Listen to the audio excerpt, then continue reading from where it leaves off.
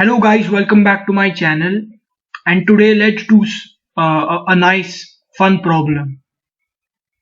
So let's get started. So our problem naturally involves a definite integral, let's call it I, which is defined as the integral from 0 to 1 of 1 minus x squared divided by x squared plus x squared plus 1 the whole thing squared dx. But unlike all of my other integration videos, this problem asks us to go forward and find the value of, which they're calling s, find s, when s is defined as tan of I plus sec of I, secant of I.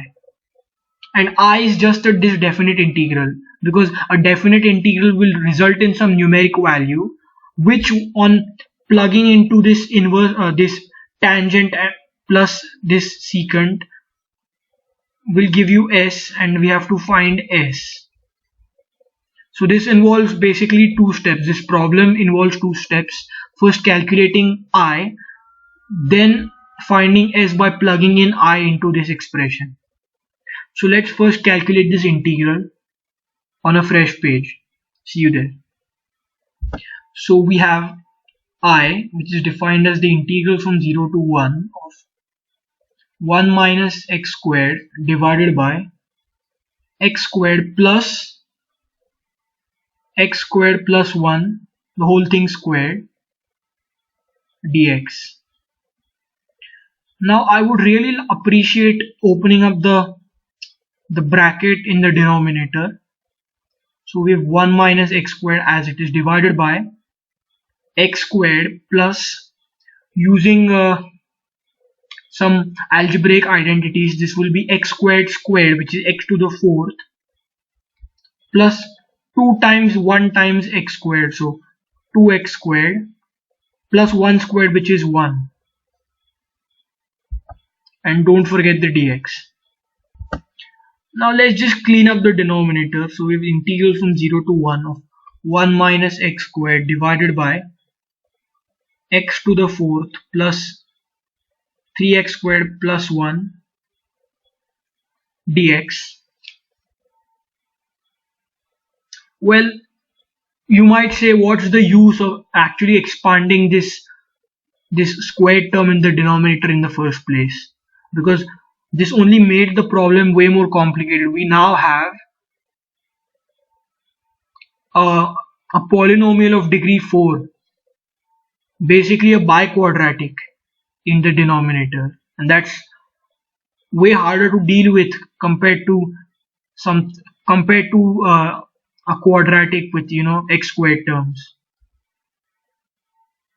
But it is at this point that I would actually like to reassure you. I would like to tell you, don't worry, because notice this is a special form, because this is of the form x squared plus or minus 1. I mean, you can change the order definitely by sucking out a negative, divided by x to the fourth plus minus kx squared plus 1 integrated with respect to x. So it is of this form, right?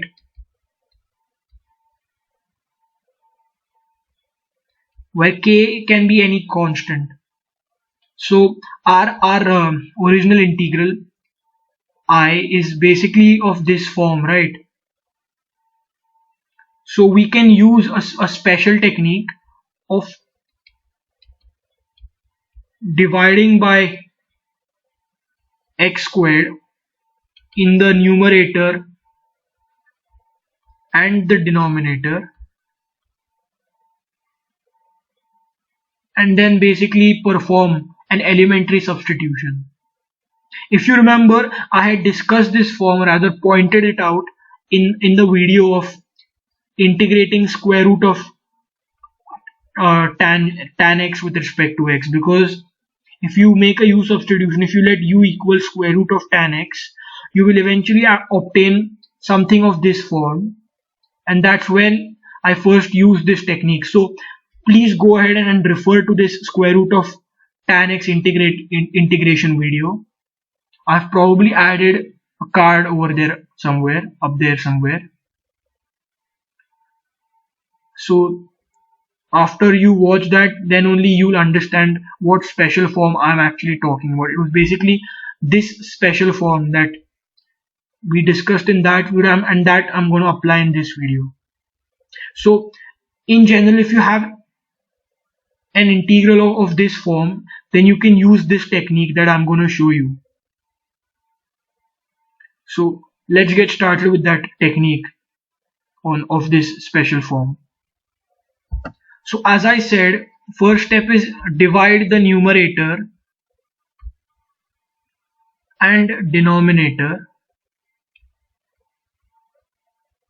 by x squared. So we get I is equal to integral from 0 to 1 of 1 over x squared minus x squared over x squared, which is 1, divided by x to the 4th over x squared is x squared, plus x squared over x squared is 1, so 3, plus 1 over x squared dx.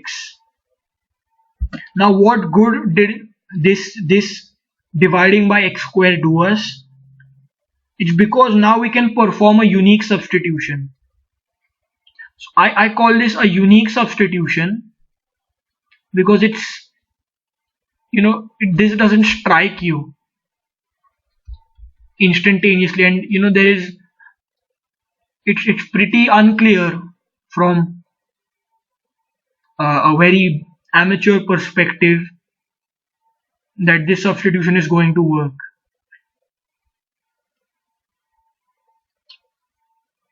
So we want actually if you want some idea about why this, what's basically the logic behind this substitution, that's because what is the goal of a substitution? It's because when you see that the derivative of your variable that you're substituting for something else, that's when the substitution is successful, right? Say you have the integral of cosine x divided by sine x with respect to x. When you let u equal sine x, you know that this substitution is going to work because the derivative of sine x, or whatever you substituted, is present in the denominator.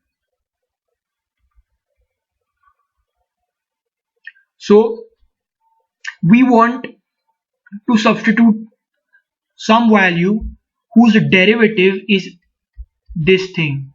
So it's basically finding a function whose derivative is 1 over x squared minus 1. So if you want, you can just perform a quick indefinite integral here. Probably an anti-differentiation is an appropriate name of this in this case.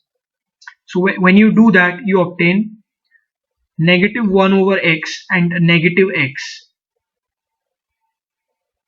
So 1 over x squared minus 1 is the derivative of negative 1 over x minus x. So you substitute that because you know that this substitution is going to succeed because of this dx, of this derivative present in the numerator, which is exactly the derivative of u. So your du essentially is just the numerator, the entire numerator. So that's why this substitution makes sense and is really nice. So as I said, let u equal negative 1 over x minus x, such that du is nothing but the numerator, right? So 1 over x squared minus 1 dx. But can we express the denominator in terms of u, because we are now going from the x world to the u world. So notice that when you square u, you have negative 1 over x minus x but the whole thing squared. So this is going to be negative 1 over x, the whole thing squared is just 1 over x squared,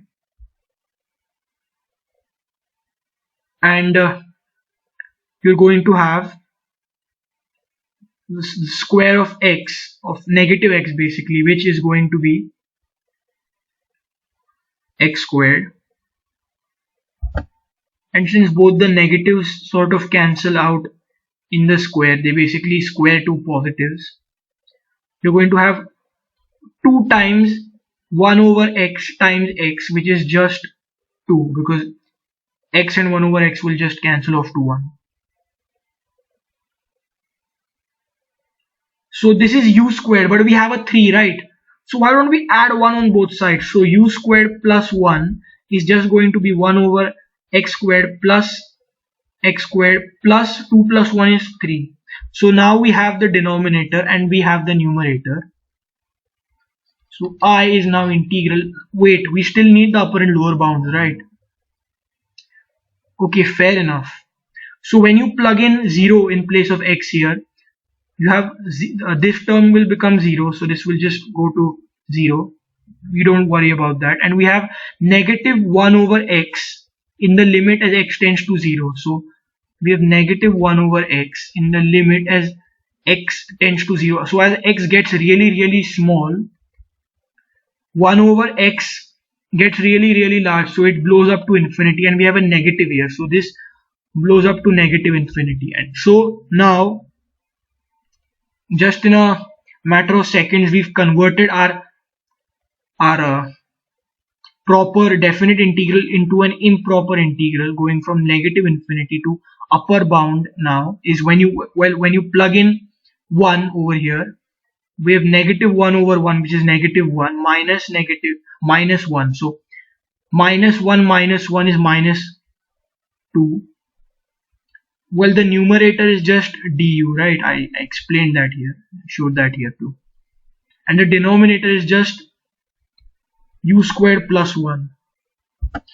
But wait, the antiderivative of this function, 1 over u squared plus 1, is very easy. It's just the inverse tangent of u evaluated from negative 2 to negative infinity. So well, it's time to plug everything in now. We have inverse tangent of negative 2 minus, we have to take the limit as x tends to negative infinity of the inverse, well, let's take u naught x, original variable, inverse tangent of u. So inverse tangent of a negative value is just negative of the inverse tangent of the positive. So negative tan inverse of 2. When you drop the negative, it's basically like taking the negative outside. That's one of the properties of the inverse tangent. And minus, well, as u tends to negative infinity, inverse tangent of u tends to negative pi over 2.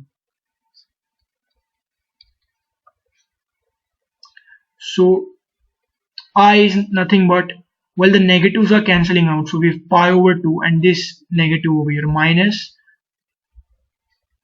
inverse tangent of 2. Now there was this interesting property over inverse trigonometric functions. Say you had complementary functions of, say, sine inverse of x plus cosine inverse of x.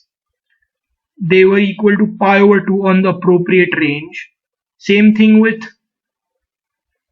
secant inverse of x plus cosecant inverse of x, just equal to pi over 2. It's basically like this, basically the counterpart of cosine of pi over 2 minus x being just sine of x, you know. This is just the counterpart of this. And so you had a similar one on tan inverse of x plus cot inverse of x is nothing but pi over 2.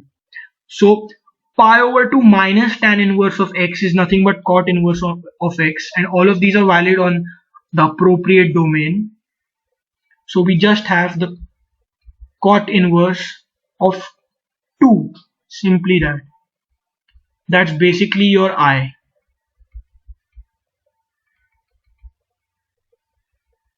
And this makes sense, right? Because the s that we wanted to calculate had tangents and secants in it, so it only makes sense that our integral I evaluates to an angle, and an inverse tangent, inverse cotangent, or an inverse trigonometric function is always an angle.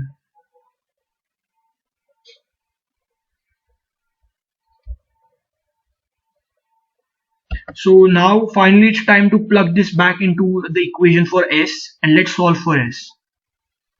So we know that our integral just evaluated to cot inverse of 2, and we have to find s, which is defined as tan of I plus secant of I. So let's plug that in. So s is nothing but tan of cot inverse of 2 plus secant of cot inverse of 2. So now notice that you can convert this external tan into a cot by saying tan is nothing but 1 over cot of same angle, cotangent inverse of 2. But for this we need to actually have a triangle in place. You could have done this with a triangle, but you don't need a triangle for such trivial ones. So say you have an angle A. So let cot inverse of 2 equal A, such that cot A is nothing but 2. And what was the cot? It was the adjacent side of the triangle divided by the opposite side, right? So that's 2 over 1. So adjacent side, which is basically this, is 2. Opposite is going to be 1. While hypotenuse, well, you can just use the Pythagorean theorem. So it's going to be square root of 2 squared plus 1 squared. So 4 squared plus 1 under root, which is root 5. So now, since we have a secant outside, we need to convert this cot inverse into a sec inverse. And we can do that, right? Let's find sec of A here. So sec of A, and sec is hypotenuse divided by adjacent, basically the reciprocal of the cosine. So we have square root of 5 over 2 as sec, and you can take sec inverse on both sides. So we have A equals sec inverse of square root 5 over 2. But what's A? A is just cotangent inverse of 2. So sec inverse of square root 5 over 2 is equal to the cotangent inverse of 2. So we can write this as sec of, instead of cotangent inverse, sec inverse of square root 5 over 2. So now you see the rationale behind finding the sec of A and then getting a sec inverse. That's because these two are sort of nullifying each other, and over here you're going to just have 2 in the denominator, because the cot and the cot inverse again are going to nullify each other, plus sec of sec inverse of square root 5 over 2 is square root 5 over 2, again cancelling out. Now attaining a common denominator is easy over here. We have 1 plus square root of 5 over 2, which is nothing but the golden ratio, phi. Isn't that fascinating? And the golden ratio is approximately 1.0 618033. If you want to know some facts about the golden ratio, so the golden ratio is the solution to this quadratic equation, x squared minus x minus 1 is equal to 0. So it's the solution to this quadratic equation, which means that if you plug phi in place of x, it will satisfy this equation. So you have phi squared minus phi minus 1 equals 0. So rearranging, you have phi squared equals phi plus 1. So the square of a number is equal to 1 plus the number itself. That's one of the nice properties of the golden ratio. And another fact is, if you have the harmonic series, say 1 over 1 plus 1 over 2 plus 1 over 3 plus 1 over 4,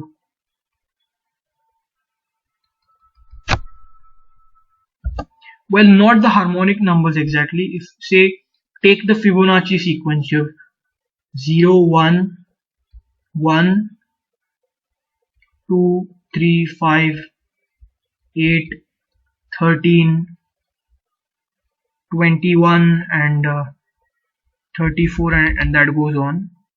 So if you take the ratio of one term over its previous term, but if you do that till infinity, so if you say a of n plus 1 term, so n plus 1 term divided by the nth term, and you take the limit as n tends to infinity, then you approach the golden ratio. So it's the ratio of consecutive terms of this Fibonacci sequence in the limit as the number of terms goes to infinity. So as you keep on increasing, say you take higher and higher terms of the sequence, you approach the golden ratio. And it plays a very important role in nature too. Say the arrangement of a shell-like pattern, and even the designs on flowers and stuff is based on the golden ratio. So it's a really nice and fundamental number throughout nature, you may say. And that's why although it's pretty unexpected to get this from an integral and a bunch of trigonometric equations, but I mean that's the great part about this, right? The unexpected golden ratio that we obtain, that emerges rather from this integral and the evaluation of S. So that's it for this video, guys. Please like, share and subscribe to my channel. Recommend me to your friends. You can even follow me on Instagram. I have this username. And in the meantime, stay home, stay safe. Peace out.